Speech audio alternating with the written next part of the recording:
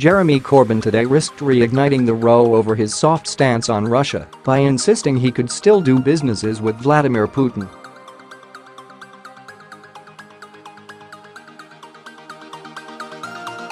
The Labour leader repeated his call for the UK to give Moscow a nerve agent sample from the Salisbury attack, suggesting that would allow them to say categorically whether they were responsible.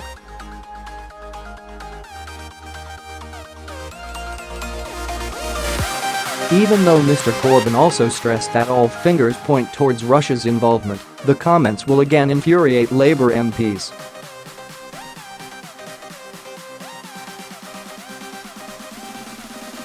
They will also fuel speculation of a split between the leader and his close ally John McDonnell, who struck a notably tougher tone over the weekend by suggesting the attack on Serge Skripal and daughter Yulia was highly likely to be a state-backed assassination attempt.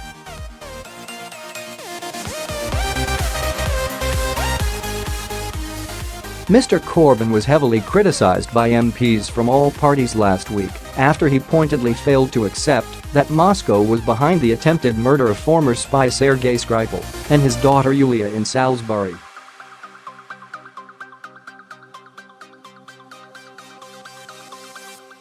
The leader's spokesman inflamed the row further by arguing that the British security services might not be trustworthy enough to draw a conclusion on the involvement of Russia.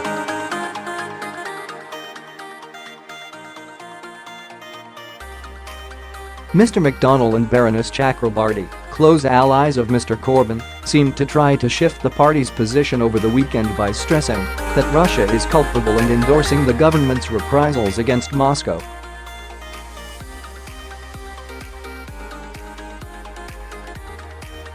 But Mr Corbyn again seemed to make excuses for Russia in an interview aired today, telling BBC Radio 4's World at 1, "What I'm saying is the weapons were made from Russia, clearly.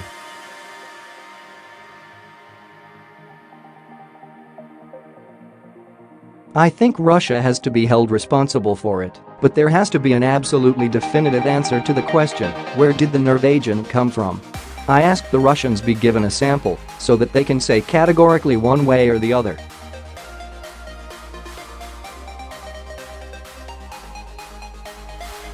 Britain is already supplying samples from the scene in Salisbury to the International Organization for the Prohibition of Chemical Weapons, OPCW.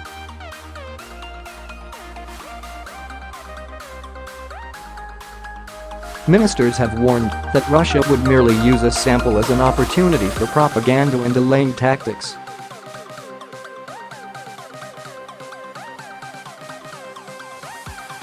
Mr Skripal, a former double agent, and his daughter are still fighting for their lives after being exposed in Novichok in the Wiltshire city.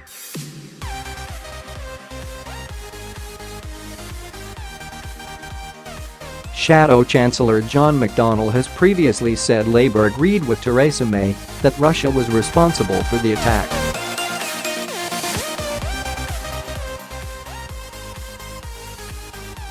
George Galloway has claimed Russia is near the bottom of the list of suspects in the spy poisoning.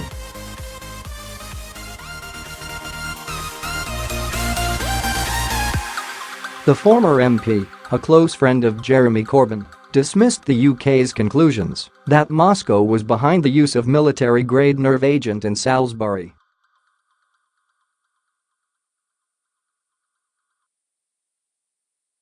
Speaking on ITV's Good Morning Britain, he said, "Russia must be near the bottom of the list of suspects."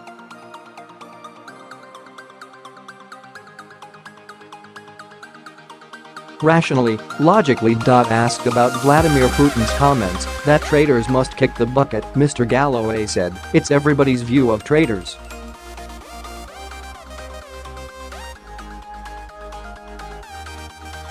Every government in the world has that view about those who betray their secrets." Mr Galloway said, because Yulia had been living in Moscow, she could have been strangled silently with her own scarf.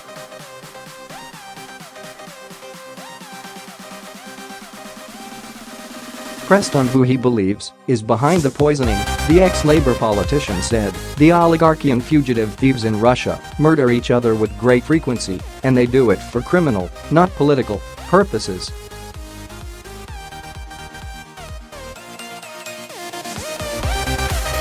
but political commentator Dan Hodges told Mr Galloway, "This was a Russian agent, killed with a Russian nerve agent. There's no doubt that Russia does possess this nerve agent in a manner not dissimilar to assassinations that have occurred and been perpetrated by the Russians in the UK before."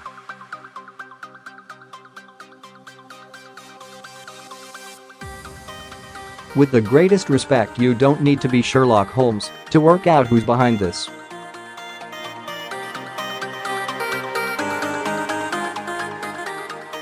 Mr Corbyn said he would still do businesses with Mr Putin if Labour came into power.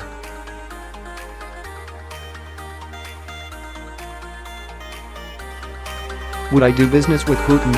Sure. And I'd challenge him on human rights in Russia, challenge him on these issues, and challenge him on that whole basis of that relationship, he said.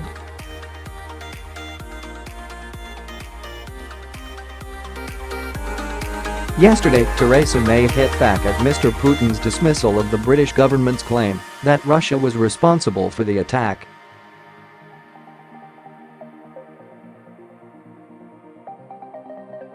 Her comments followed strong words from Boris Johnson, who accused Russia of trying to conceal the needle of truth in a haystack of lies over the case after Mr Putin dismissed the idea of Russian responsibility as nonsense.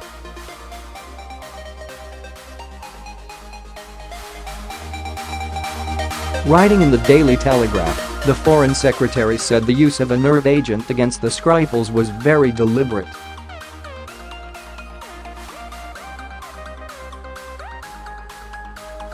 As Ken Clark pointed out in Parliament last week, the obvious Russian-ness of the weapon was designed to send a signal to anyone pondering dissent amid the intensifying repression of Mr Putin's Russia, he wrote.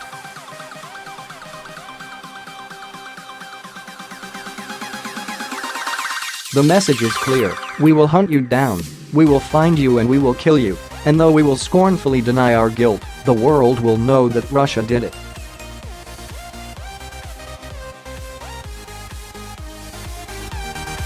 Mrs May will gather her National Security Council today to discuss the UK's next move in the crisis.